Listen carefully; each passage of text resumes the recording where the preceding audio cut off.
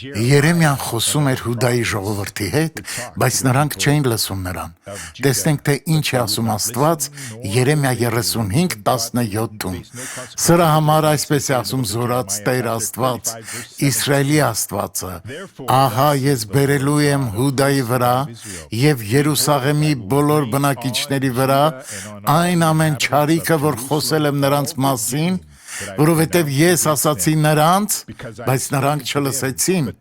և կանչեցի նրանց, բայց նրանք չպատասխանեցին»։ Լսենք Աստծո խոսքը, որ չբախվենք ծանր հետևանքների, ինչպես Հուդայի ժողովուրդը,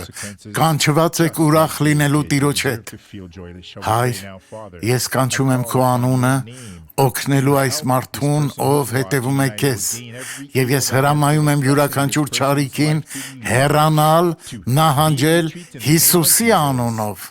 Ամեն։